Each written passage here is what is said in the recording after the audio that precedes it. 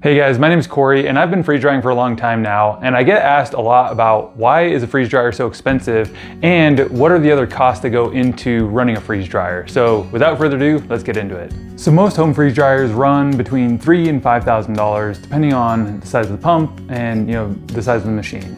And the reason that they are so expensive is basically due to just two different systems.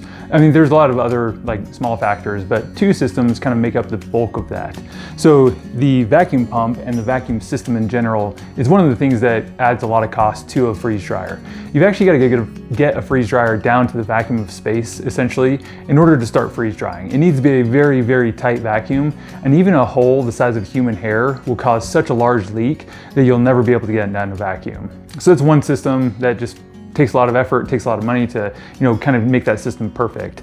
This vacuum pump also weighs about 30 to 40 pounds depending on the size that you get, and some of them that we sell actually get up to 60 or 70 pounds. So just the vacuum pump alone is just an expensive machine, and then you've got to also create a vacuum chamber that goes along with that. The next system that makes freeze dryers really expensive is the refrigeration system in here. So what we do is we take a refrigeration compressor, essentially the same size that you would use in a industrial freezer, and we shrink that into a tiny little box. So we're trying to get a very small area really, really cold. So instead of trying to get a large freezer cold, we're trying to get a very small vacuum chamber really, really cold. We're talking -30, -40 degrees. So between the vacuum chamber and the vacuum pump and then the refrigeration system, those two systems take up a lot of the bulk of the cost for a freeze dryer. So now let's talk about what it costs to actually run the freeze dryer. The first thing you're going to want to think about is the electricity costs. So it's going to be anywhere from $2 to $4 a day to run a load. And that's mostly based on where you live and kind of the electricity costs of your area. So places like California or New York, they're going to charge a lot more for electricity in those areas. Places here like Idaho though, it might only be $1.50 a day even to run a freeze dryer.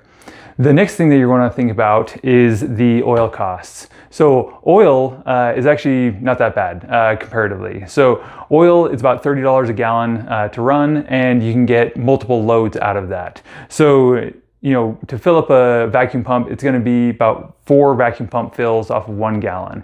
And each one of those fills is going to get you somewhere between 10 and 20 cycles. We always recommend more oil changes rather than less oil changes because that's going to make your pump last longer. But that's just one thing that you want to think about is the oil costs. I go through maybe $100 worth of oil a year, maybe not even that much, but definitely something that you want to think about. The next thing you're going to want to think about is the bags. So the bags and oxygen absorbers, they run about 50 cents a bag with an oxygen absorber. And you don't want to go cheaper on the bags. Any good quality bag is going to run you about 50 cents a piece, regardless of where you buy it. But when you just put all this effort into freeze drying some really nice food that tastes really good, you don't want to go cheap on the bags, because if you have even micro holes in the bags or the Mylar itself is not thick enough, then you can cause problems for yourself later down the road with spoilage, and things just don't seal correctly when they're just thinner Mylar. So you want to go with a good quality Mylar bag. When I am freeze drying in my medium, I'll generally use about 5 bags per load. But when I'm freeze drying in my large, I'll generally use about 10 to 12 bags per load. So you want to factor that into the cost as well. One other thing that you want to think about is just the cost of the food itself.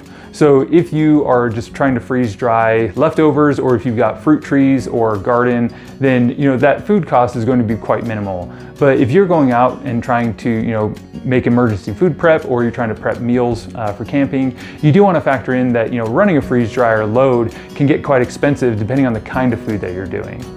So this is a tray for a large freeze dryer, and you can fit about 1 meal per half tray. So in a large freeze dryer, you can do about 10 meals per load. And when you have to go out and buy camping meals or emergency prep meals, some of those meals can cost anywhere from $15 to $20 a piece. So if you can do $150 to $200 equivalent per load, that really starts to make sense financially. Hopefully you found this valuable, and if you have any questions, feel free to reach out to us or just check us out at bluealpinefreezedryers.com.